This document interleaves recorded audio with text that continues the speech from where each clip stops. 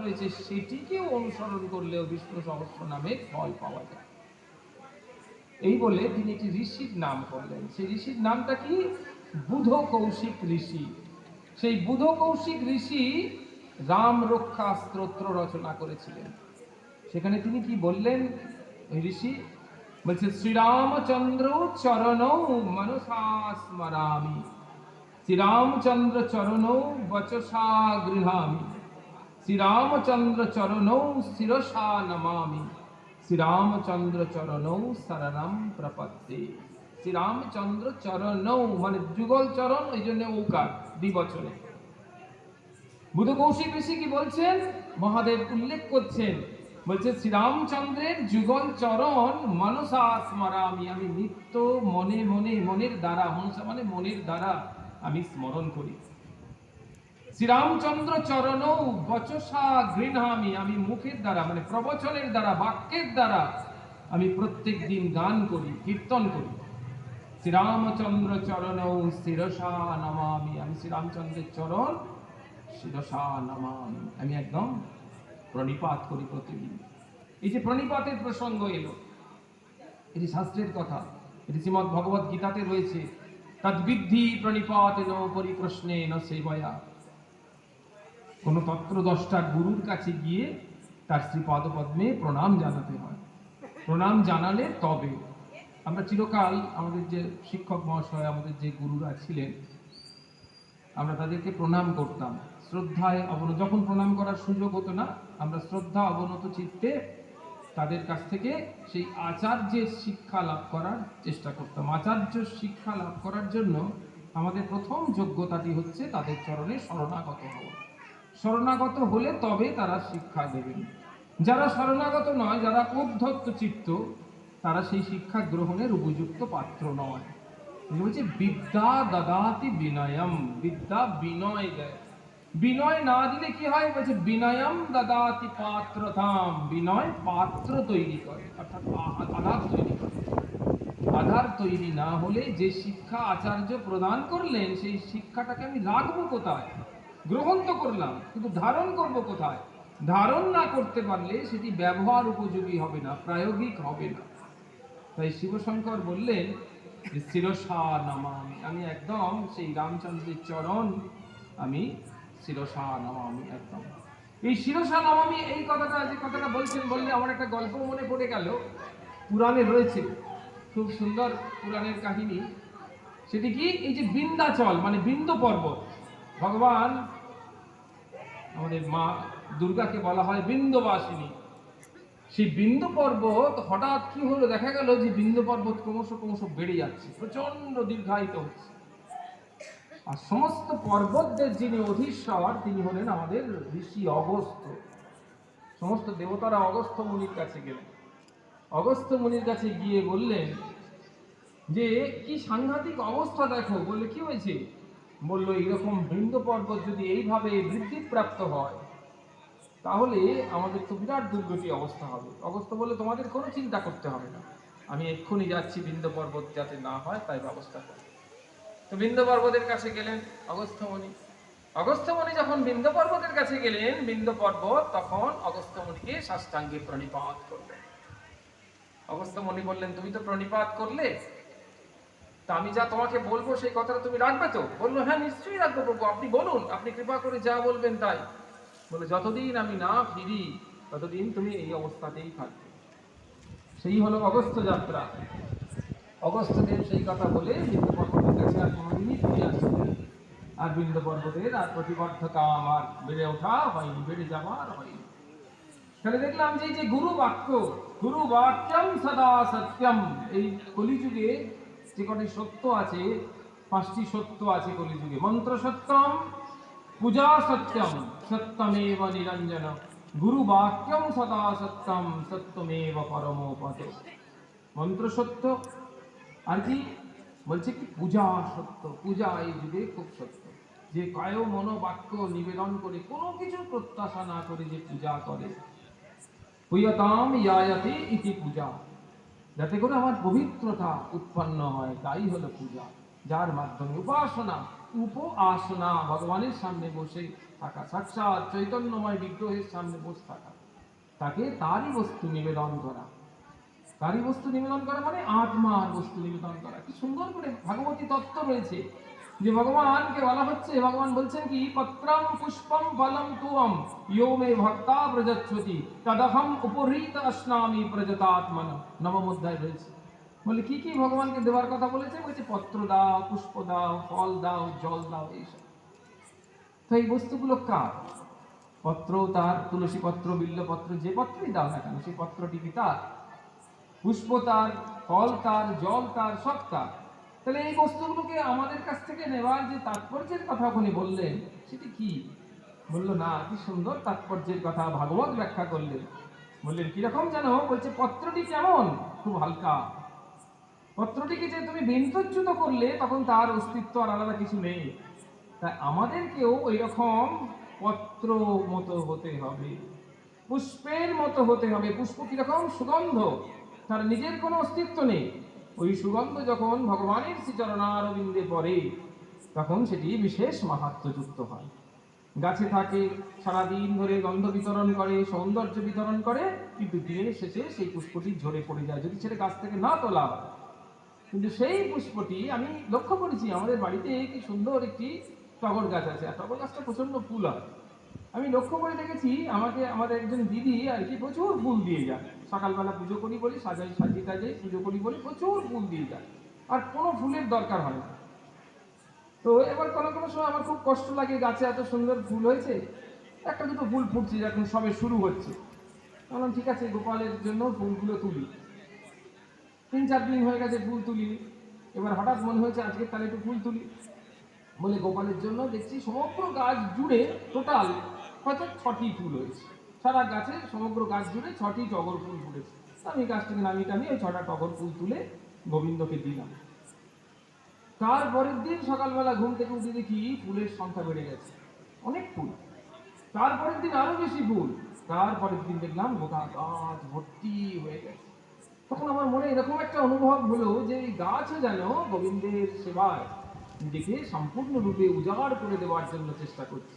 এতদিন সে ফুল হয়ে ফুটবার অনুপ্রেরণা পায়নি, বলছে কই কেউ ফুল তোলে না, গোবিন্দের চরণে তো দেয় না, এই 2-4টি হয়েই থাক। কিন্তু যেই একবার গোবিন্দ চরণের আস্বাদ সুধা লাভ করেছে, সঙ্গে সঙ্গে তার পুষ্প প্রস্ফুটনের সে আন্তরিক প্রেরণা লাভ করেছে। কি সুন্দর একটি ভাব। তো সেই পুষ্প হয়ে উঠতে হবে, যেটি গোবিন্দের অভয় চরণারবিন্দে সম্পূর্ণরূপে নিয়োজিত হলে, নিবেদিত হলে তার জীবনটি সার্থক হয়ে ওঠে। ফল মানে কি? ফল কামনা, আমাদের যাবতীয় ফল কামনা যেন ভগবানের চরণে নিবেদিত থাকে। প্রভু আমার কর্মে অধিকার, ফলে আমার কোনো অধিকার নেই, ফলে কোনো কামনা নেই, কোনো আসক্তি নেই। তুমি যেমনই ফল দাও আমাকে সেই রূপ কর্মটি করিয়ে দাও, সেইভাবে করিয়ে নাও, সেই বোধে কর্মটি করিয়ে নাও, যে বোধে কর্ম করলে তুমি সন্তুষ্ট থাকো, সদা আমার উপরে সন্তুষ্ট থাকো। আর জল মানে অশ্রু জল। তাহলে পত্রম পুষ্পম ফলম তোয়ম যেটি ভগবান চেয়েছেন সেগুলো সবটাতেই আমি লুকিয়ে রয়েছি, এগুলো বাহ্যিক দ্রব্য নয়, সবটাতেই আমি রয়েছি। তাই এই কথাটি বললেন যে প্রণিপাত করলেন অগস্ত্যমুনি বিন্দু পর্বতকে, বললেন যে তুমি আমার কথা শুনবে? বলছে হ্যাঁ প্রভু, আমি আপনার চরণে শরণাগত, একদম প্রণিপাত করলেন। তাই বুধ কৌশিক ঋষির কথাও মহাকাল মহামৃত্যুঞ্জয় ভৈরব পার্বতী মাকে বলছেন, শ্রীরামচন্দ্র চরণ শিরসা নমামি। আমি শ্রীরামচন্দ্রের চরণে সবসময় প্রণিপাত করি। শ্রীরামচন্দ্র চরণ শরণম প্রপদ্যে, তার চরণে শরণাগত হওয়া ছাড়া আমার জীবনের আর কিছু নেই। বুধ কৌশিক ঋষি বললেন, মাতা রাম মত পিতা রামচন্দ্র, স্বামী রাম মত সখা রামচন্দ্র। রামই আমার মা, আমার বাবা, আমার স্বামী, আমার উদ্ধারকর্তা, আমার পালনকর্তা এবং আমার সখা। সর্বস্বমে রামচন্দ্র দয়ালু, দয়ালু রামচন্দ্র আমার সর্বস্ব। না অন্নম জানে না এব জানে না জানে, আমি রামচন্দ্র ছাড়া দ্বিতীয় আর কিছু জানি না।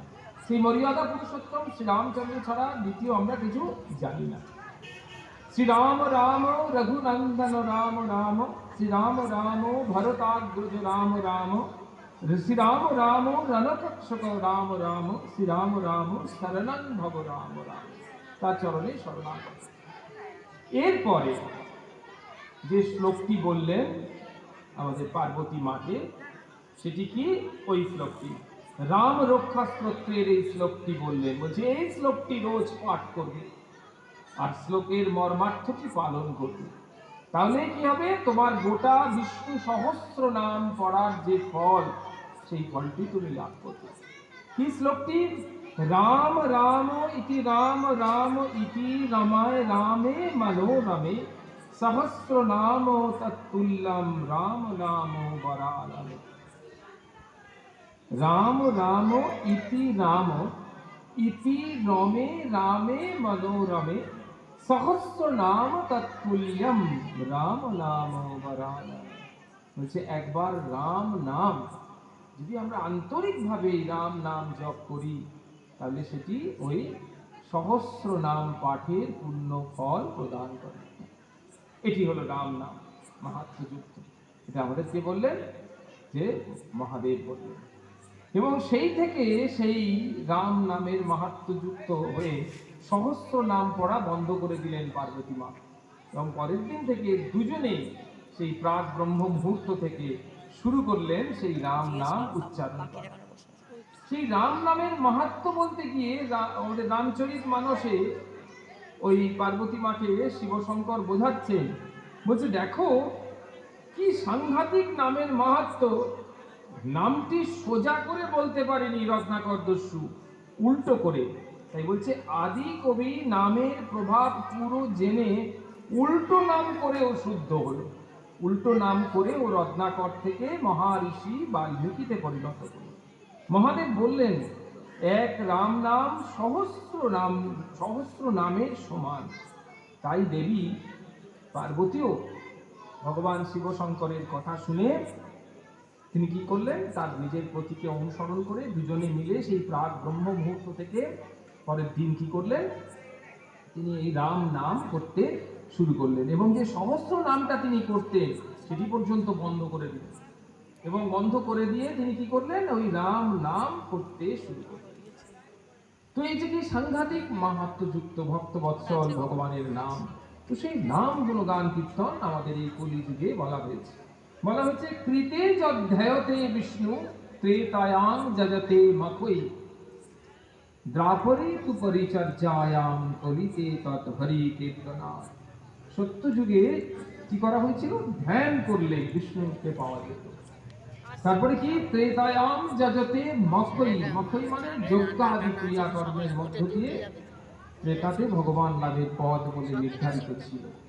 দ্রাপরে তু পরিচর্যায়াম, পরিচর্যা মানে পূজা অর্চনা উপাসনা। আর কলিতে তৎ হরি কীর্তনা, আর কলিতে কি? হরিনাম সংকীর্তন। সেখানে ভগবানের নাম গুণগান কীর্তন হচ্ছে বিশাল প্রাধান্যযুক্ত, বিশাল নাম মাহাত্ম্যযুক্ত। তো সেই মাহাত্ম্যের কথা বলা হয়েছে। তো সেই মাহাত্ম্য প্রসঙ্গে আমরা দেখছি যে আর আজকে তো সোমবার, মঙ্গলবার, বুধবার এবং তারপরেই হচ্ছে বৃহস্পতিবার। সেই বৃহস্পতিবার হচ্ছে নৃসিংহ চতুর্দশী, নৃসিংহদেবের আবির্ভাবের দিন। সেই নৃসিংহদেব আবির্ভূত হয়েছিলেন ভগবান শ্রী গোবিন্দের একটি অবতার রূপে। তিনি তার সন্তানকে উদ্ধার করবার জন্য, সেই সন্তান হচ্ছেন কে? না, হিরণ্যকাশ্যপ। সেই হিরণ্যকাশ্যপকে উদ্ধার করবার জন্য আর পৃথিবীতে তার ভক্তের সত্য বক্তার মাহাত্ম্য রক্ষা করবার জন্য। তার ভক্ত কে ছিল? সেই ভক্ত হচ্ছে প্রহ্লাদ মহারাজ। সেই প্রহ্লাদ মহারাজ একদিন ওই নৃসিংহদেবকে বলছে বাবা, আমার মনে একটি প্রশ্ন উঠেছে আর কি, উত্থাপিত হয়েছে, আত্মপ্রশ্ন। কি প্রশ্ন? যে হে প্রভু, তোমার প্রতি আমার ভক্তি কি রূপে উৎপন্ন হলো, তোমার প্রিয় ভক্ত কিভাবে হলাম? এই দুটি প্রশ্ন প্রহ্লাদ মহারাজের মনে উৎপত্তি হয়েছে। সুন্দর করে পুরাণে বর্ণনা রয়েছে। প্রহ্লাদ মহারাজকে হিরণ্যকাশ্যপ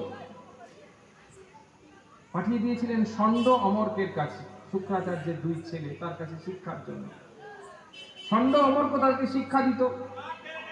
আর যখন ষণ্ড অমর্ক ওই শিক্ষালয়ে থাকতো না, গুরুকুলে থাকতো না, বেরিয়ে হয়তো একটু গেছে বাজার টাজার করতে, অন্যান্য কাজ করবে, তখন প্রহ্লাদ মহারাজ শিক্ষকের দায়িত্ব নিয়ে অন্যান্য দৈত্য বালকদের কৃষ্ণ কথা শোনাতো, ভাগবত কথা শোনাতো, তাদের ভেতরে যে ভাগবত ভক্তি ভাবটা সেটা তৈরি করত। কিরকম সাংঘাতিক একটা জিনিস।